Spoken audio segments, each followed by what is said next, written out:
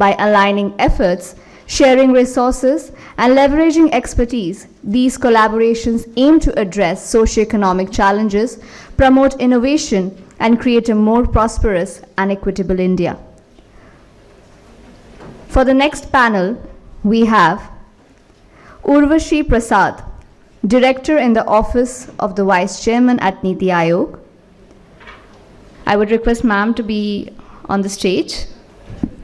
Next we have Ms. Gauri, CSR Head at DXC Technology. Ms. Anuja, Government and Industry Affairs Director at Corteva Agriscience. And the moderator for the session would be Mr. Sriram, Global Development Director at the Nudge Foundation. I would request all the speakers and the moderator to be on the stage. Thank you. Good evening, everyone. At the outset, I just wanted to a small couple of observations. One, despite numerous changes in the flight schedules and cancellations, it's very, very heartening to see a very healthy crowd today at the NASSCOM conclave. So thank you so much for everybody who's taken the time out and accommodated this. Second, and perhaps more important, I think it's rare, but it's awesome to actually be in the midst of three women, which we don't get to see very often. And I think genuinely, sincere thanks to NASSCOM for making this happen, and this opportunity for me to be in the midst of three very smart, successful women. Would love to get their views on the agenda for today. So to get this started, I think when we talk about perhaps, Urvashi, I would love for you to open the floor. There's a good representation here of Samaj, Sarkar, and Bazaar here, right, in this panel, as Rohini Nilekani says very often. But when we sort of look back, this narrative has been around for a while. All of us understand the importance of collaboration, of the role by government, markets, and civil society organizations. But are there examples? Because we have only 20 minutes, I'm straight away diving in.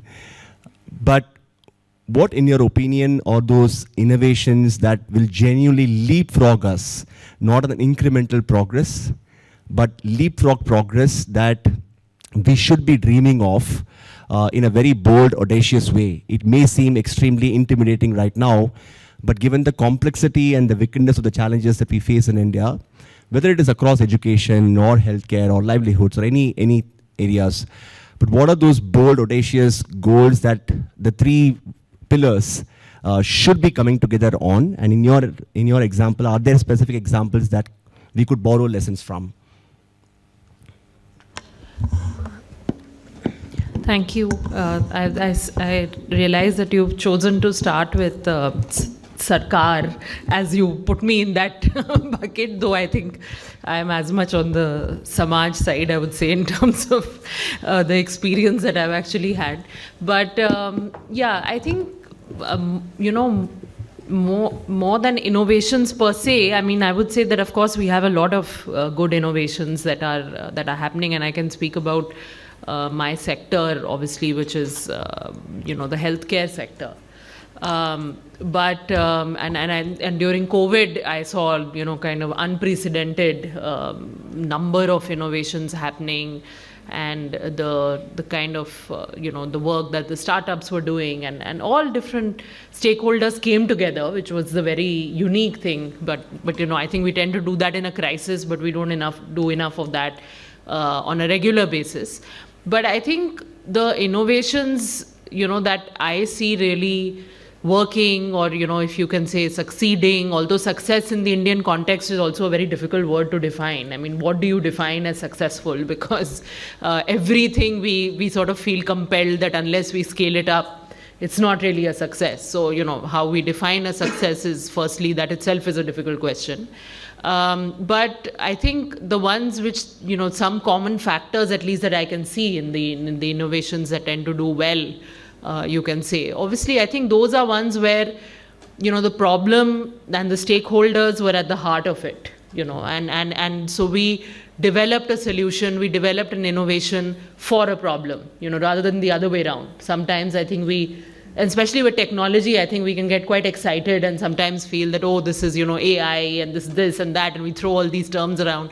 But unless that's actually solving for some real problem, it's probably not going to be as successful. And I think I've seen a few of those, even in the health space.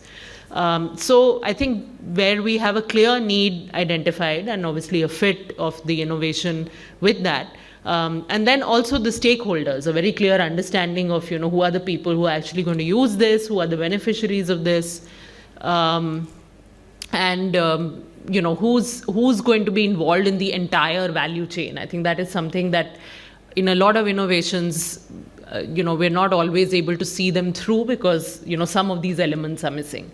So I think, obviously there's financing, there's, all those there's policy, having an enabling regulatory environment. Those are all very crucial ingredients. But I think for the innovations per se, these are at least two elements that I've seen where, these are very important ingredients for them to, succeed.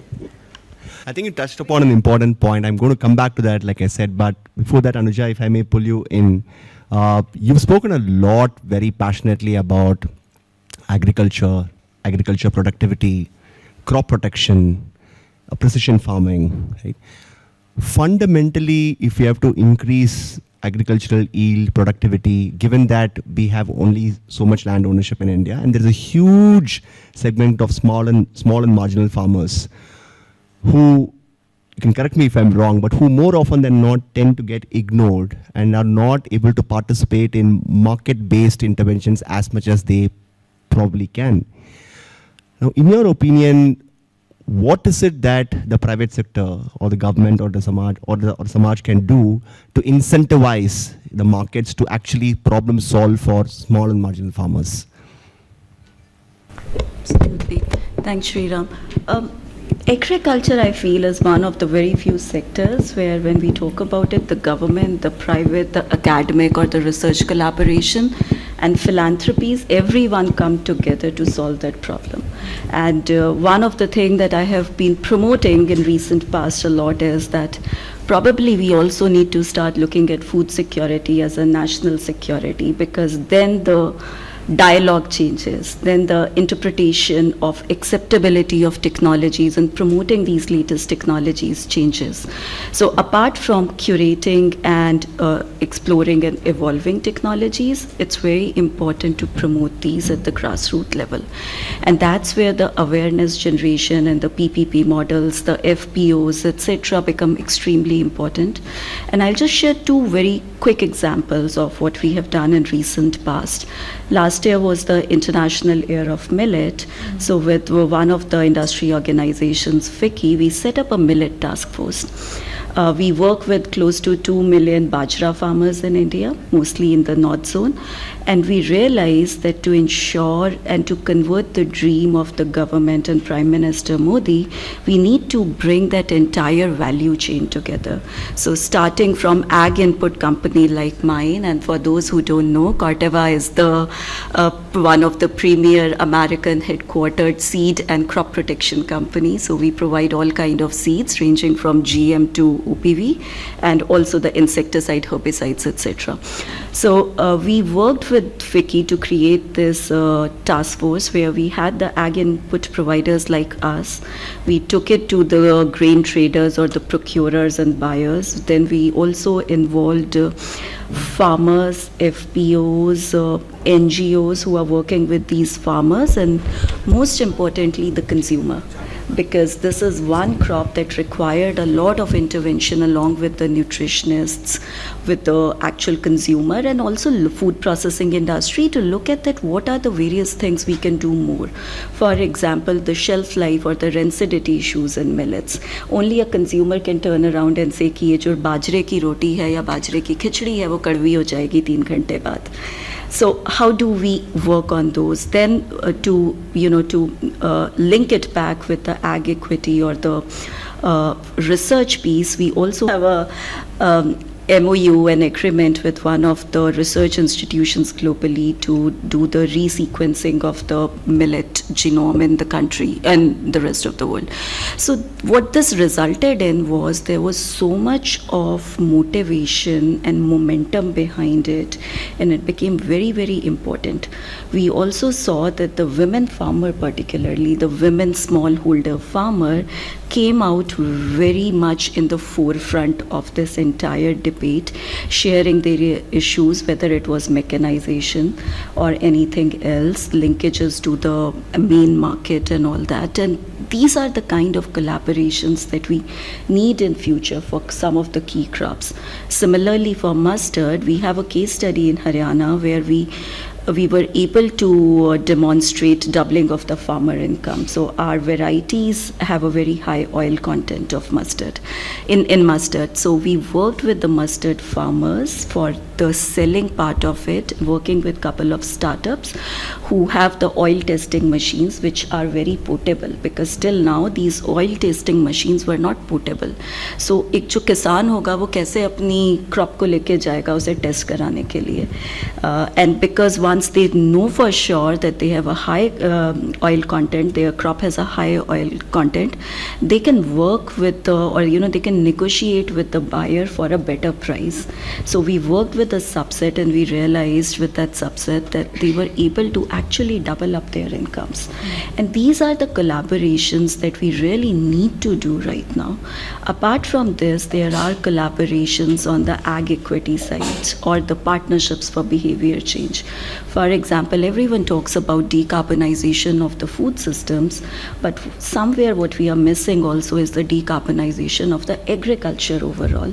So shifting from a normal rice to a directly seeded rice, where the water usage is 30% less, where your GHG emissions is almost 30% less, and most importantly, the drudgery that the female farmer and the rest of the farmer family go through in their transplantation can be managed. These are those social aspect of ESG, which when we work with the like of the World Bank groups, etc., we are able to bring governance into it, and this is only possible with the technical supremacy, or the technical evolution kind of thing. So these are the kind of collaboration example that I feel that we really need to do in agriculture, because at the end of the day, coming from a farming family, I can say for sure, the commitment required, the effort required is so huge. No one wants to stay in agriculture. And when that land cultivation has those various interfaces, the prosperity or the income starts getting reduced. So these are all the things that we need to look together, and all this cannot be possible unless we have a very accelerated and a streamlined regulatory environment, because it's an extremely regulated sector. Everything that comes to the market has been gone through a field trial ranging from 3 years to 7 years. So, unless we can bring those technology quickly to the farmer, at the same time working with them to ensure there's awareness around it, we cannot manage the productivity or the sustainability and biodiversity goal. And a lot of focus and a lot of PPP kind of joint interventions are required for that. Understood. Also, I think when we were outside, you were speaking about perhaps sometimes ignore the behavioral changes that the farmers also need to have to adopt new farming practices. There is an intrinsic risk aversion to say how much risk can I absorb that will not jeopardize my existing output or yield. So I think true collaboration, solving for inclusivity right up to the last mile also becomes integral as part of the core of the design itself. So thanks, Anuja. On that note, if you have to switch to Gauri, you wear obviously a CSR hat, and just probably for the sake of context, I think if you look at India in the last 75 years, there are about 12 to 15 very, very large scale fundamental social transformations, like microfinance being one example, right? Aadhaar being one, right? UPI being the one in the last 5-6 years. And when I've tried to trace back some of the common patterns, as disparate as they seem, but most of them sometimes have been seeded by the civil society, right? Microfinance being example. As someone who wears a CSR hat, as regulated as CSR environment is, but what do you see as the role of CSR in seeding some of these innovations through risk capital, failure capital, that will encourage civil society to set it up for success, which eventually perhaps will be taken over by the private sector or government? Would love to hear from you. Thank you, Sriram. And, sort of speaking of, if you see this last 75 years of Indian history, you'll also see that there have been large families and large funders who were doing CSR long before it was called CSR or that it was mandated to do so. So I do feel like the bazaar has had a hand to play, and the sort of sense of giving has existed. Perhaps now it's wider, it's more regulated, which I do think is a good thing. I think the work we need to do, sorry, my chair keeps going down. I think there's 2 or 3 things that the next stage of evolution of CSR has to be. The bazaar it's an impatient place. And I think we need to really work on cultivating patience and, work on patient capital. Say 25 years ago, what venture capital used to be. There was an appetite for risk because funders realized that that's what it's going to take to really change the game. So even if you see, and it's a rare, social innovation isn't this like eureka moment where you find that one answer and it happens. It's incremental. You keep solving for and fine-tuning a solution till you get it right. So I think as corporates, we need to, within the regulations that exist, find patience, a risk for non-moral failure. I want to qualify failure because it's important that the ethics piece is in place and sort of the values align. But we can't have the same attitude that we have in the corporate world otherwise. And a lot of us, the CSR committees we sit on, the bosses we have, come from a very different outlook and background. For example, what does return on investment mean? Is scale always better? Is more always better? Sometimes deep work can mean slow work. Sometimes sort of holistic work can mean you get it wrong a few times till you have the right answer. So I think CSR needs to have a higher appetite for risk, have a longer return, longer horizon for when the impact really starts to show. And I think I do feel like the leadership is evolving in that direction. I also think the consumer is becoming very literate, socially literate. So you are conscious of the brand you are choosing. So there is the added market pressure of it's not enough that we are giving because government is telling us to give the 2%. We are aware that if we align ourselves to this idea or we really do this in a way that's genuine and with integrity, we set ourselves apart as a brand. So I think there is that pressure as well. So I do think these 2 or 3 things, if we get right, we do have perhaps deeper pockets than is easily available. I think so typically what we try and do, for example, is we will take on multi-year projects, which means there's that little bit more runway. And those of you who work in the NGO sector know that the life cycle of a grant is 9 months by the time you actually get the money, and then you're scrambling to show result. What it also creates is a pressure to even show does that change the kind of work you'll take on? Will you take on work that's the low-hanging fruits that you can quickly show and make nice brochures for? So to push back on those tendencies and attitudes that the corporate sector can breed in people, and really sort of, I do think it is, the common thread here also is it's sort of this ethical rigor of change takes time and you keep at it. Yeah.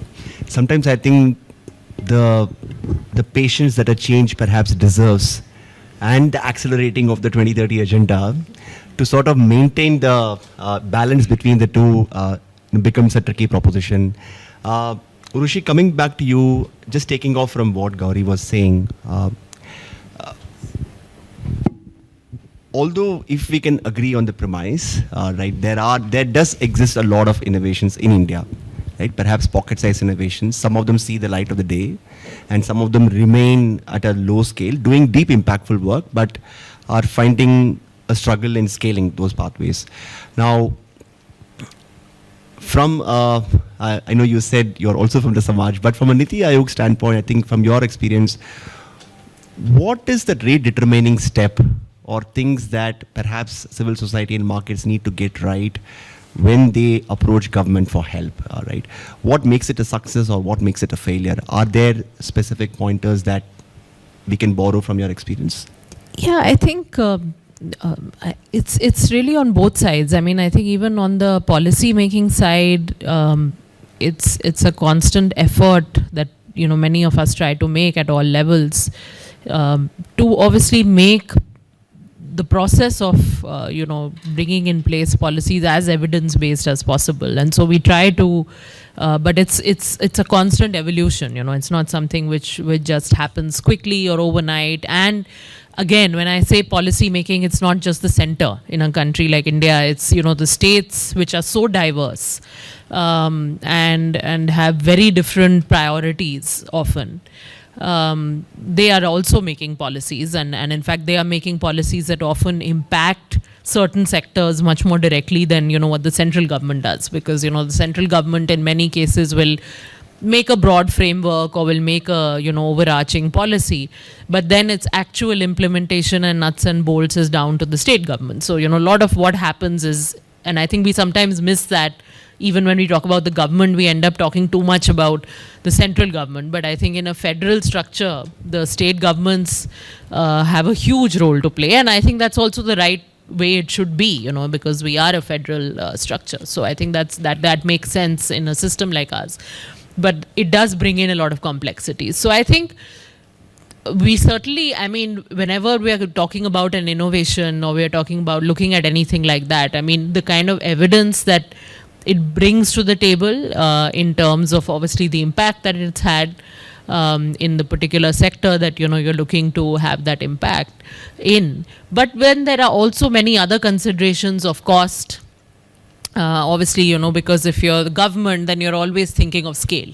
I mean, there's really no option kind of that you have there, because you can't say that, okay, I'm happy with something reaching only X%. I mean, your ultimate goal has to be to say that, okay, I would imagine that this should be able to reach everybody, who is in need of something like this, right? So scale, inherently scale becomes a very important factor when you're looking at at an innovation and its kind of, relevance to what you can do from the policy arena. So cost is important in scaling up, obviously, because something which is more cost effective, obviously you can scale it up much more easily, as opposed to something which is more, expensive in that sense. But equity also is a very important consideration. So sometimes, you will pick an innovation, even though it might not be the most cost effective or the most scalable, but for equity reasons or for other reasons, you can, I mean, in the health sector, I can say that, sometimes you have populations with rare diseases, which very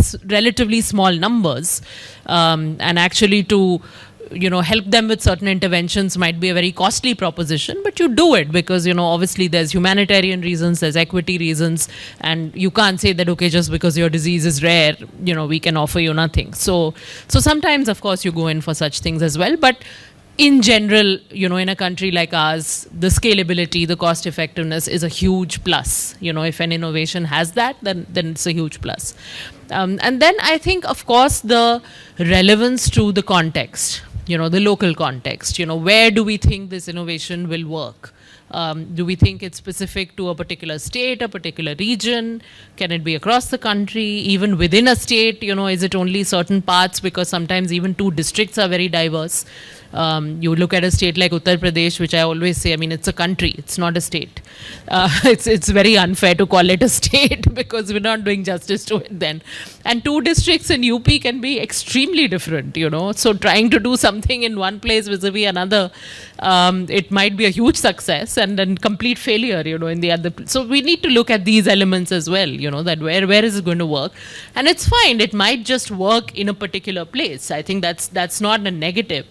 But that is something that obviously goes into the analysis, if we follow this very evidence-based approach, which I think many of us are now more and more trying to, rather than making more ad hoc decisions, we're trying to look at more of these elements and then actually come to a decision. Yeah. Thank you, Urvashi.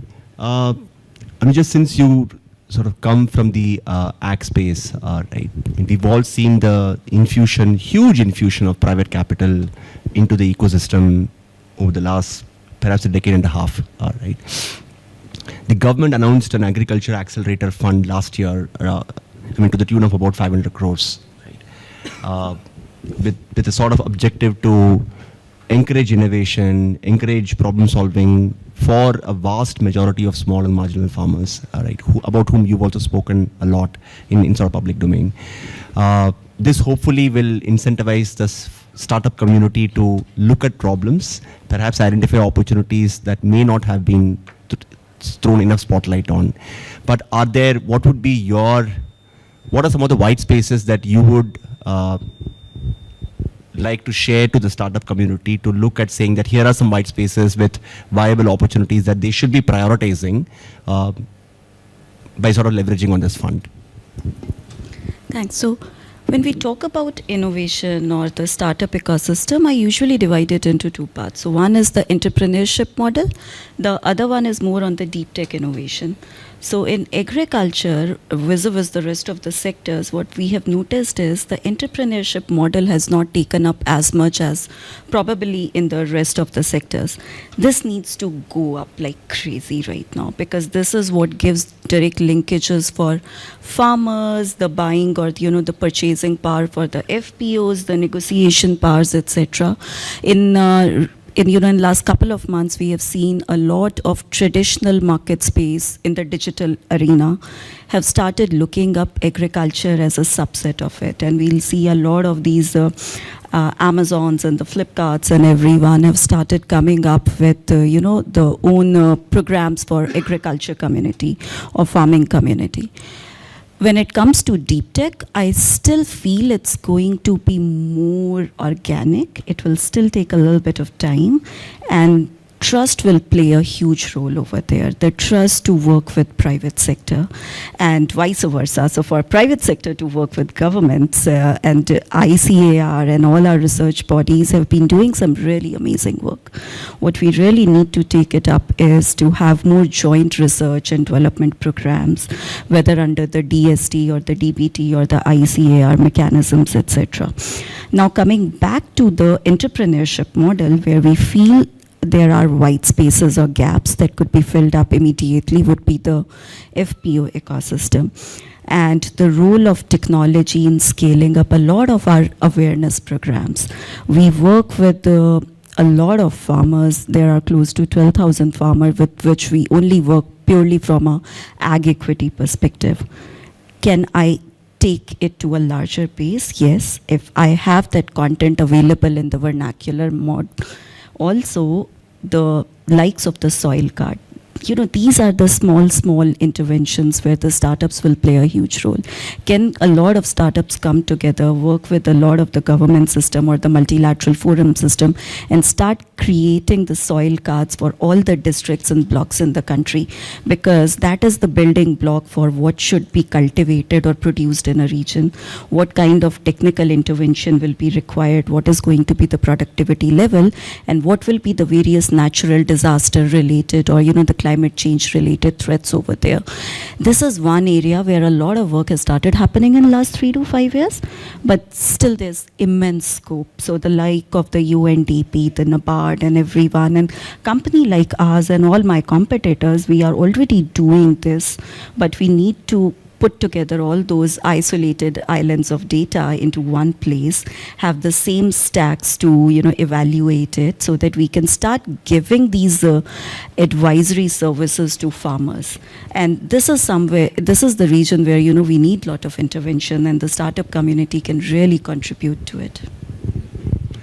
Well said. We are really running short of time, but I'm going to request all of you to maybe 1 minute closing comment on saying, if the ecosystem has to come together, right, and we can go on for hours together on this, but if the ecosystem has to come together, what is that one thing that you would like to see change, be it governments, markets, or civil society, from each of your side? What is the one thing that you wish can be set in motion in the next few years that may be beneficial to accelerate the SDG goals? One. So I'm going to talk about my sort of pet issue.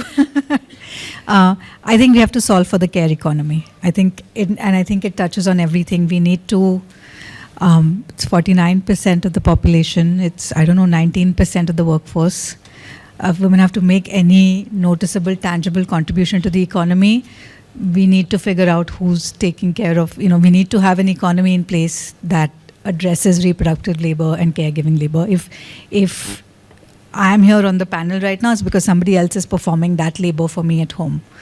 And I think if we get this piece right, if women get to participate more in formal economy, I think we solve for sort of education, for health, for climate. There's so many things that we get right because I also think it takes a fundamental change at a structural level. It's deeply systemic.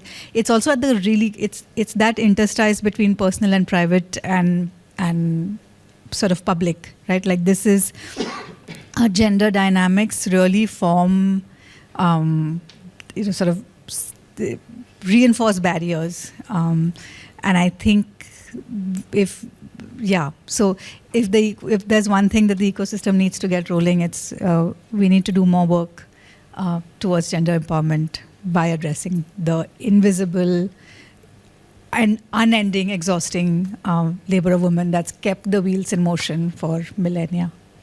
So much is spoken about the demographic dividend that sometimes we perhaps inadvertently or advertently tend to ignore the remaining parts.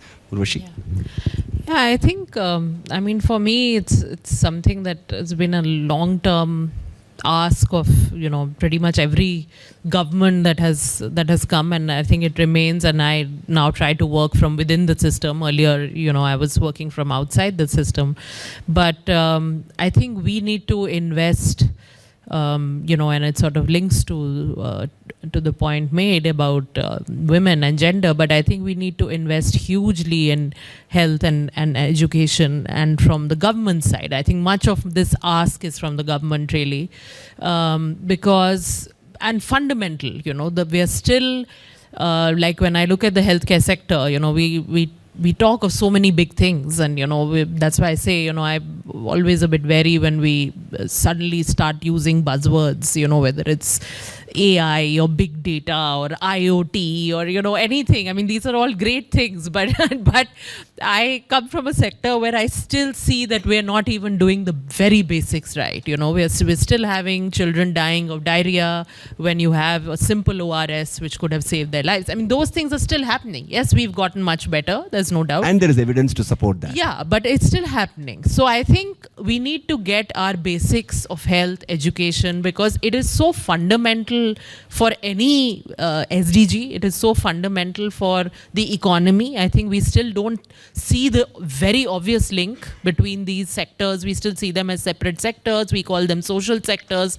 This has been my longest term issue, that please don't say I work in the social sector, because it's so critical for the economy. The economy cannot function if you don't have health and education. So this is what I would just say, that whether it's from the government or from the private sector, invest more in fundamentals of health, of education, especially in health. I would say preventive, primary health care. We need to really focus, and of course, education.